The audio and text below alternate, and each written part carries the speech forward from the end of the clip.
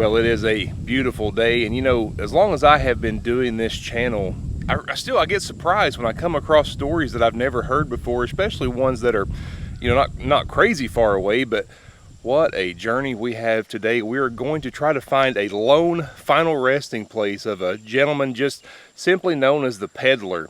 And he would peddle his goods, and there was a peddler a long time ago, that went missing, and no one ever knew what happened until some years and years later. Some remains were found, and even some trinkets and things that he would peddle, things that he would sell, were found. This is an unbelievable story. It is not easy to get there. I'm talking unpaved roads, dirt roads, gravel roads. I don't even know if we can find it, but I'm taking you all along. We're going to give it a try. Let's go try to find the final resting place of the peddler. And also, I failed to mention, I don't know if you believe in this sort of thing or not, but they say this place is also extremely haunted, that you hear phantom voices and just a lot of crazy stuff. So hopefully we can find it. If we can, I would try to just pan around, see what we can find as far as any. I'm not a paranormal channel, I'm a history channel, but sometimes the two kind of collide. We'll see what we can find.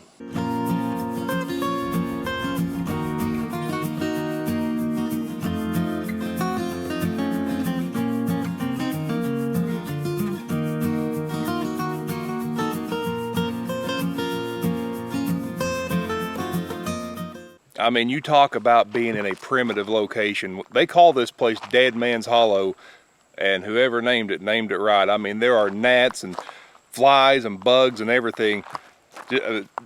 Gravel road coming in, just kind of letting you know what it looks like. And I talk about this in my book about, you know, as long as there's stories to tell, I'm going to tell them. I also talk about how you may drive, you know, hours for a stone that may not exist. This is not going to be easy to get to.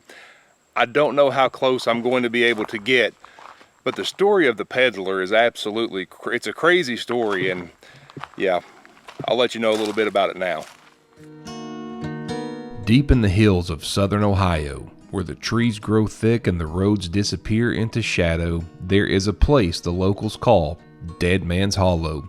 It's not marked on most maps, there are no signs, but the name has passed from mouth to mouth for generations, and with it comes a chilling story, one that begins with a man who vanished without a trace. He was a peddler, the kind who once roamed the countryside selling goods from a pack slung over his shoulder. These men were the lifeblood of remote communities in the days before paved roads and corner stores. They carried tools, thread, trinkets, and news from the outside world.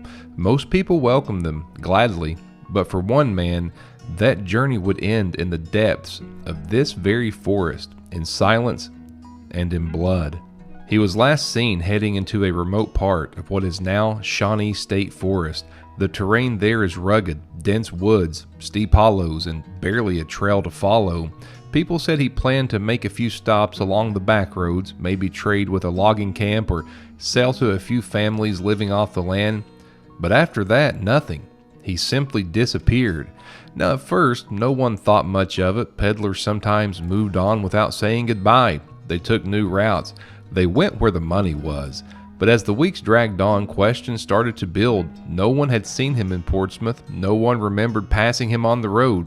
He didn't show up in any nearby town, didn't wire for money, didn't send letters home. It was as if the forest had swallowed him whole. Rumors, now they spread quickly, of course. Some said that he was robbed and killed by bandits hiding out in the woods. Others whispered that he had met someone he shouldn't have, gotten too curious, asked too many questions. A few folks believed he'd simply gotten lost in the dark woods and died alone, a sad end to a quiet life. But there was no proof, no grave, no trail, just silence. And then, years later, a crew was working deep in this very hollow. Some say it was the loggers clearing the land, others say it was the road crew preparing for this project. But what matters is what they found. A worker's shovel struck something in the soil. At first, they thought maybe it was a root, but the ground gave way too easily. As they dug, bones began to appear, human bones. Alongside them were scraps of fabric, a few rusted tools, a leather pouch with coins still inside. And there was no mistaking it. This was the missing peddler, buried in a shallow grave hidden from the world. There were no markings to show who he was, no headstone, no record, only the remnants of a life cut short and hidden away. And after that, the name Dead Man's Hollow stuck. Locals began using it without question. They said the woods didn't feel right here anymore.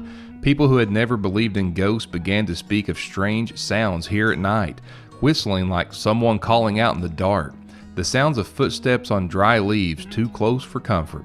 Others heard something stranger, the jingling of coins, faint but unmistakable, as if a man with a peddler's sack was still walking the trail he never finished.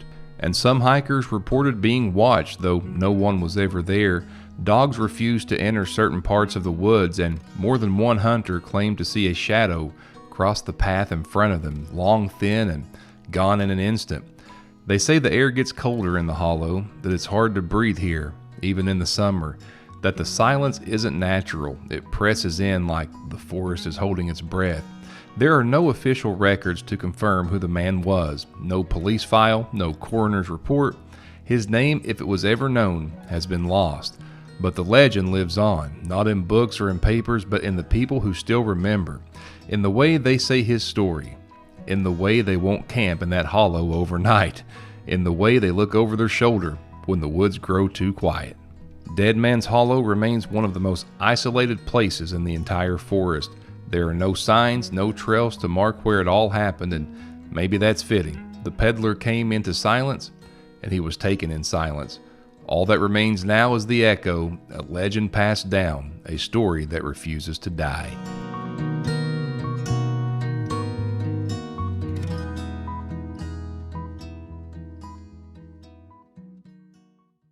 So as you can see, we made it to the grave of the peddler. I mean, this is the kind of stuff that keeps me going. I mean, just when you think that you've told all the stories there are to tell in your particular home area, I'm about an hour and a half from where I live. They say that this place is actually also haunted. I don't know anything about that, but they say that it is. They say you can hear voices crying out. Haven't heard anything, haven't seen anything crazy, but again, like I mentioned earlier in my book, that I mean, this is the kind of stuff that keeps me going, telling these stories. I mean, it's unbelievable to me that something like this even exists. Makes you wonder how many other places when you're driving by that you don't even think anything about. I mean, there may be stones off the side of the road just like this. I mean, this, you can see, I kind of filmed on the way in my walk, and I'll say this was not easy to get to. The bugs are crazy. I mean, I'm being ate alive out here. It's like you can tell very few people visit. Now there were a few flowers here at the grave, you can see that, but you can totally tell this is not a place that a lot of people make it to. But I mean, we're down at the bottom. You can see right there, kind of at the bottom of this cliff. Man, what a story. And while we're here, just for fun, I'm going to let the microphone just kind of pick some sounds up, and we'll see if we hear anything odd or strange or anything like that. But yeah, this is the grave of the peddler, and they say that there was a peddler back in the day that went missing, and when they found the remains of this gentleman, that there were trinkets and all kinds of stuff that a peddler of his era would be selling. Sad. What's really sad too is that they think he lost his life, like I mentioned there earlier. They think he lost his life in a robbery attempt.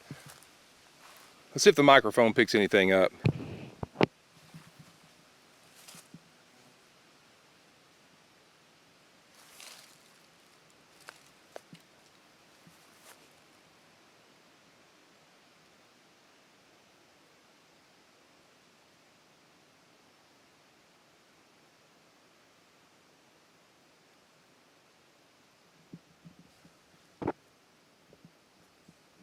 You know, with the channel, there's been so many places that I've been that I never even knew existed, and places that I would have just never dreamed even were still there. This is one of those. This is one of the more surprising finds that I've had. And like I said, I'm not crazy far from home, and it's like you really think that you found everything there is to find. There's no new stories to uncover, and then you find something like this. And I mean, this is the kind of stuff that keeps me going. But we are Not far from Portsmouth, Ohio, but they call this place the Dead Man's Hollow. So if you ever want to visit, this is the place to find it. Dead Man's Hollow.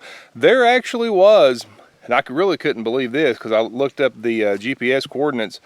This was actually marked on the maps. So if you use GPS navigation, the one I used, it's actually marked here. Not easy to get to. A good portion of this is off of a paved road, but hey, this is the kind of stuff I love, the kind of stuff I love to bring to you, and the kind of stuff I love to still keep bringing to you. Please check the links in my description. I've got a lot of things in there. I've mentioned the book a couple times. I've got just some awesome stories in there, some behind the scenes. Pick one up. The link will be in there.